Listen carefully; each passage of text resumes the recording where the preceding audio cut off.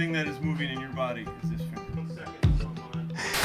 How the hell did 3 city boys from Portland, Oregon end up in Barnville, Wisconsin, shooting steel plates at 300 and 400 yards? This story's wild.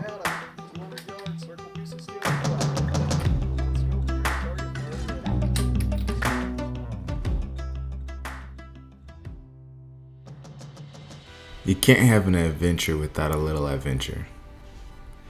We missed our connecting flight into Appleton, Wisconsin, so we were stuck in Minneapolis without our guns. The only way to get to Appleton was a U-Haul truck. So U-Haul it was.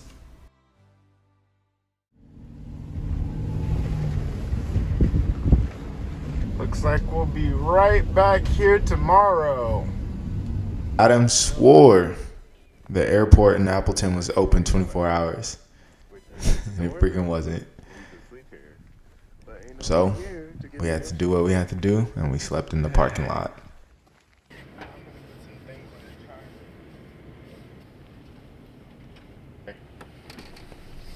It was a long, cold night. I guess probably actually a short, cold night, because we were up hella early. That way we could race over to the boys at Vortex so we can finally learn to shoot. Damn, it felt good to pull into that Vortex parking lot. Yeah, we can hide right here. We out here.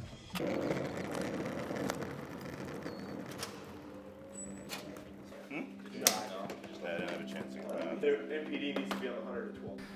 Obviously, we have like more or less a half a day to kind of cram all that in. We don't want to shortchange you guys or anything like that, so we're just going to kind of highlight a few components there. So, Appreciate it. no, you don't necessarily have to have the top of the line, most expensive rifle in order to go hunting, or anything close to that. It really depends on what you're trying to do. Maybe you want something higher quality if you first see yourself in the future being a long range hunter and taking shots like 800 plus, then maybe I need to ask more for my equipment and therefore I need higher quality stuff. So now what we're going to have you do is we're going to check the eye relief. We do so by the highest magnification. What you're doing is you're placing your cheek on that buttstock where you would naturally. Okay. Once you do that, the best way to do that is actually do it with your eyes closed, because that's where the head's going to want to fall naturally. Then open your eyes. And what you're looking for is that black halo or that shadowing around your field of view. When I first decided I wanted to hunt, I didn't really know all that went into it. We noticed that. We're going to bring you up to MOA. Tighten it back down. And then I honestly thought shooting was easy. Turns out more goes into it than I thought.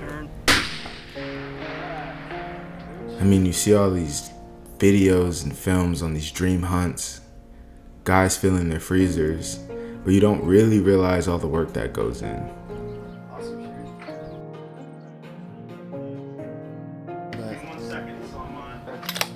You want to try this one? These guys are super helpful.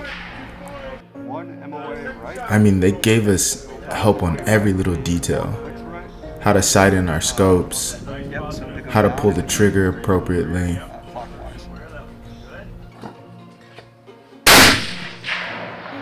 Goes off the right edge again.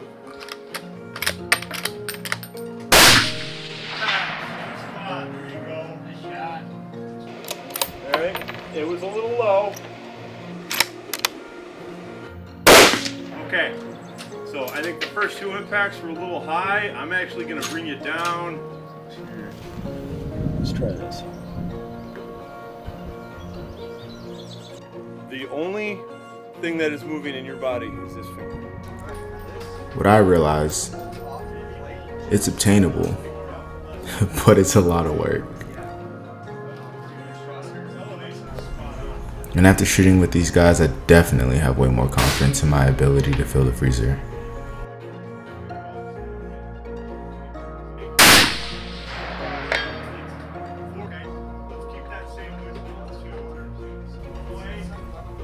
It's wild because you see all these films on hunters taking animals 400, 500, 600 yards, and they just make it seem so effortless. Like all you have to do is buy the gun, point it at the animal, and shoot it. But yeah, you guys have any questions up to this point? We can keep bringing steel. Keep going if you're. Yeah, I know. Did you guys get out to 400 already? Yeah, we're up to 400. Cool. So why don't we just 4 football fields away, man. I just want to see what the difference is here right So we'll just stretch our legs a little bit here. Now, I'm not saying I'm gonna go into the hunting season thinking I can spot an animal 400, 500 yards away and take that shot. I'm not stupid. But I definitely do feel more confident in my ability to go out and harvest an animal, fill my freezer, and continue on to my goals. Figured out there, right? Nothing beats hitting your target, right? Making those corrections and actually hitting your target. So, cool. Let's keep shooting. Cool. All right. So go through your engagement sequence. Is that 300? Yep.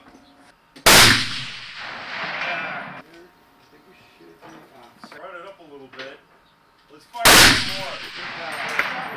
Hello?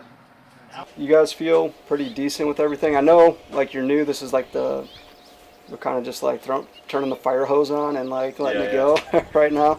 Yeah, it all makes sense. I'll be interested to see, like, when we get back home and if we'll be able to diagnose ourselves. I think maybe we'll see, but yeah, it feels pretty good. And a lot more reading too.